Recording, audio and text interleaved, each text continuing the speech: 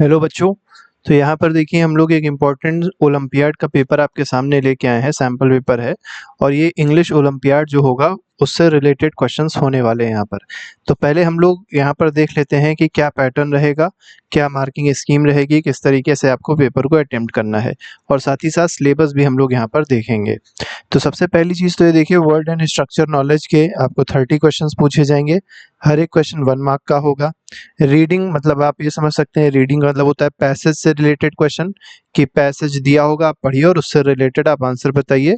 ऐसे आपको 10 क्वेश्चंस मिलेंगे, मतलब हो सकता है 2 या 3 पैसेज हों और पर क्वेश्चन जो मार्क्स है वो है 1 मार्क, मतलब 10 मार्क्स यहाँ हो गए। स्पोकन एंड रिटन एक्सप्रेशन मतलब ये भी ग्रामर बेस्ड क्वेश्चंस हैं, 5 क्वेश्चंस होंगे। हर एक क्वेश्चन 1 मार्क का होगा। अचीवर सेक्शन में 5 क्वेश्चंस मिलेंगे, ये थोड़ा सा कठिन रहते हैं क्वेश्चंस, तो 3 मार्क रखा गया है इनका वेटेज।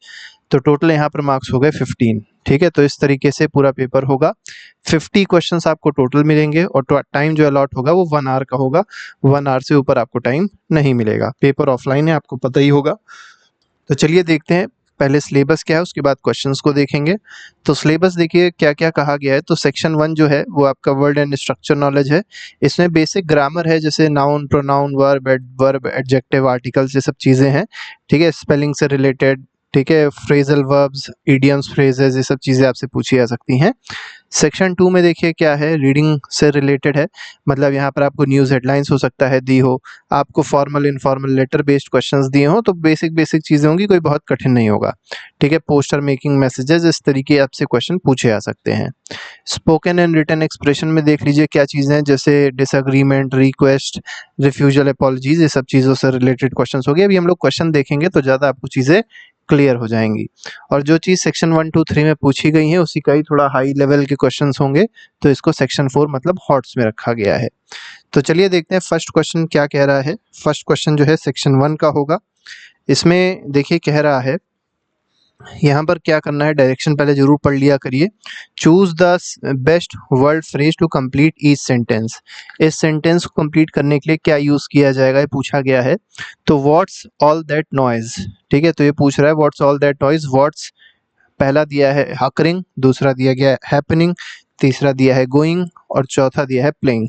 तो व्हाट्स हैपनिंग की यहाँ पर बात हो रही है। ठीक है, क्या मतलब यहाँ पर what's all that noise, what's happening इसमें सही हो जाएगा।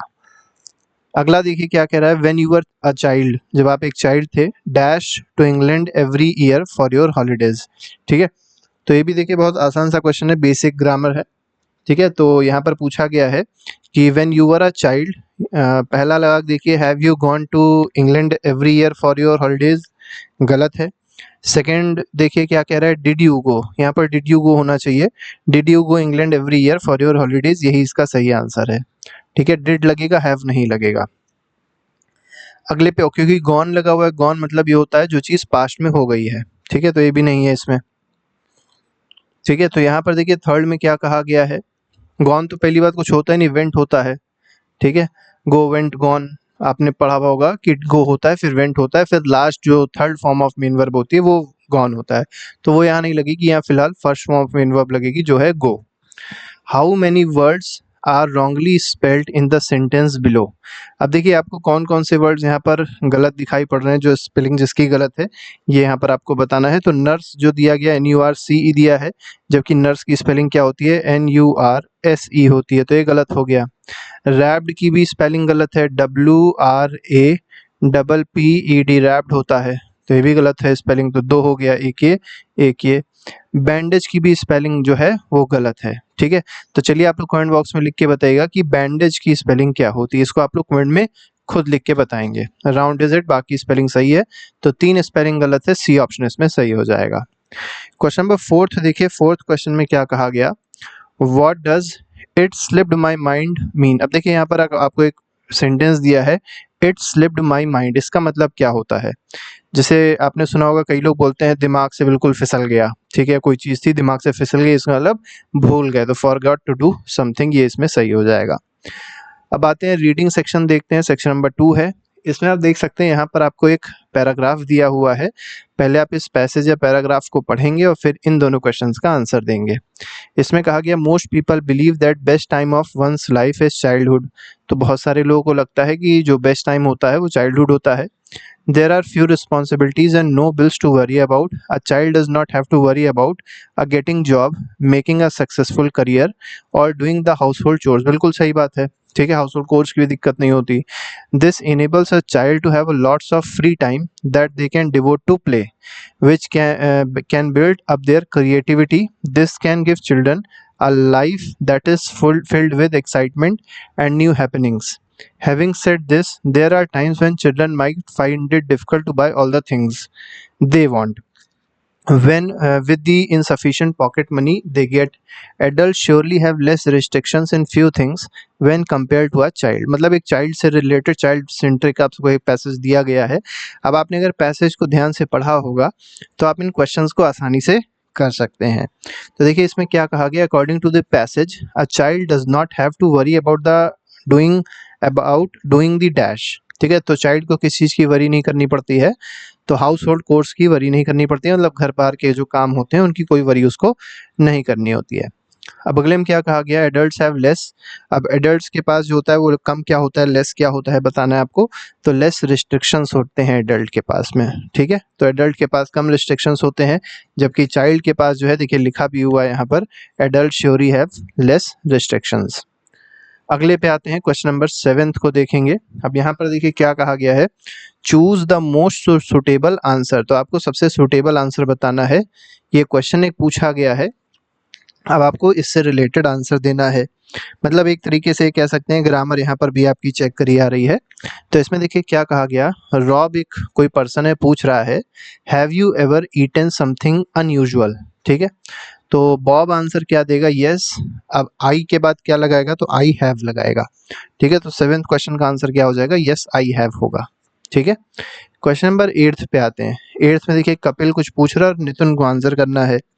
कपिल ने क्या पूछा, Kapil hey Nitin I am free now, my friend what do you want. ठीक है, तो कपिल जो है वो अपने फ्रेंड से कुछ ना कुछ कह रहा है. तो नितिन क्या आंसर देगा ये आपको यहाँ पर बताना है. तो पहला दिया गया, it could be very kind of you to get me some bread. गलत है.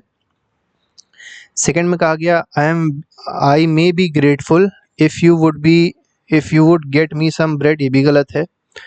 अगले में क्या कहा गया, do me a favour will you give me some bread. ये बिल्कुल सही स्टेटमेंट है. ठीक है, तो यहाँ पर सी स्टेटमेंट सही होगा. मतलब जो इसके साथ मैच कर जाएगा क्वेश्चन के साथ में उसी तरीके का ही आंसर भी होगा. ठीक है, अब आगे आते हैं, अचीवर सेक्शन को देखेंगे. 2 क्वेश्चन आपको अचीवर सेक्शन के भी यहाँ पर दिए गए हैं, जिससे आपको एक आइडिया मिल जाएगा किस तरीके के अचीवर सेक्शन के क्वेश्चन पूछे जाएंगे. तो क्वेश्चन नंबर 9 देखिए क्या कह रहा है. ग्रेस ने कुछ पूछा है हामिद से. ग्रेस कह रहा है I know you are hiding something from me, tell me. ये ग्रेस ने कहा है. तो देखिए हामिद क्या कहेगा वो चीज़ हमको यहाँ पर थोड़ी सी इंक्लूड करनी है. Yes there is something I need to tell you and dash. ठीक है, तो हामिद जो है वो आंसर दे रहा है yes there is something I need to tell you and के बाद क्या आएगा, ब्रेक द आइस. गलत है. Give you a cold shoulder. ये गलत है. ठीक है, get it off my chest. ये बिल्कुल सही है. ठीक है, एंड तो इसमें get it off my chest जो होगा वो बिल्कुल सही होगा. इसका मतलब एक तरीके से ये होता है, get it off my chest का मतलब to tell someone about something that you have been worried. ठीक है, तो मतलब जिस चीज़ को लेके आप बहुत ज़्यादा वरी थे वो बात किसी को बता देना, ये मतलब होता है get it off my chest का. अगले क्वेश्चन पे आते हैं. आज का आखिरी सवाल है. इसमें देखिए क्या कहा गया है. क्वेश्चन नंबर 10 है, I ran quickly and dash cross the field easily even though it was muddy. ठीक है, तो देखिए यहाँ पर आपको 4 ऑप्शन दिए हैं, आपको एक ऑप्शन इसमें इंक्लूड करना है. तो एक एक करके चेक कर लेते हैं. आई रैन क्विकली एंड के बाद इस तो लगेगा ही नहीं, तो ये तो बिल्कुल ही गलत है. I ran quickly and may cross the field easily, ये भी गलत है. ठीक है, मे नहीं लगेगा यहाँ पे. I ran quickly and can ये भी गलत है. I ran quickly and was able to cross the field easily, ये बिल्कुल सही है. ऐसे आप क्या कर सकते हैं कि सारे के सारे एक बार अप्लाई करके देखिएगा, जो सबसे सटीक बैठेगा वही इसका सही आंसर हो जाएगा. तो इस तरीके से ये 10 क्वेश्चंस थे, जिससे आपको एक रफ आइडिया मिल गया होगा कि किस तरीके का पेपर होने वाला है. तो जब भी आपका पेपर होता है तो उसके लिए सभी को गुड लक. सभी लोग अच्छे से पेपर दीजिएगा और अच्छे नंबर लाने की कोशिश करिएगा. तो अभी के लिए फिलहाल नहीं. Thank you very much. Good bye. जय हिंद.